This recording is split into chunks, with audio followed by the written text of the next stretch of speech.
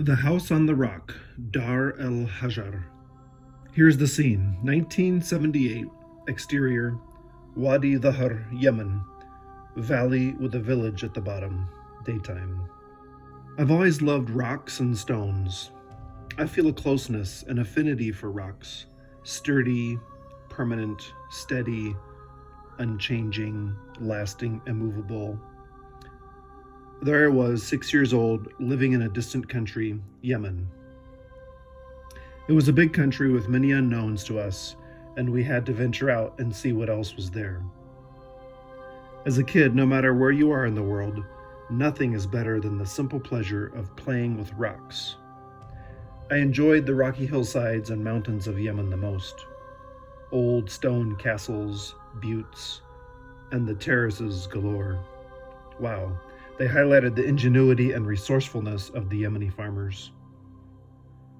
Much of this green terrain reminded my family of what we left behind in Eastern Oregon. My parents working as school teachers in the international school. This was a day to explore. Our family of 5 on the country hillsides climbing, hiking, scorpions, heat, the shepherds' huts, building forts, and then there was the wonder of WADI DHAHR. One of the most amazing places I remember. Maybe I've built it up over the years in my mind, or maybe it was just simply magical. A wadi in Arabic is a valley. As we entered the valley, in our old Land Rover, it stretched for miles. In it was a small town. There were high rock formations and hills on both sides that closed us in. We were introduced to the residents who seemed used to visitors coming in to see their quaint hometown. The children welcomed us by waving, smiling, running up and jumping onto the back of the vehicle, while others just ran after us, laughing and playing. The kids made curious remarks about my eyeglasses. I must have looked strange to them, but I was too busy taking it all in, the new sights and sounds, to be offended. And then there it was, right in the middle of this lush green valley, beside a stream, towered a huge rock with a chiseled house right on the top. Literally a uniquely wondrous mansion set on top of a massive stone. We were in awe. Who could have constructed such a structure? The multi-layered mansion was very impressive, but on this first visit, we were not allowed inside it since a local imam inhabited it. Years later, it would become more of a tourist attraction and even a museum.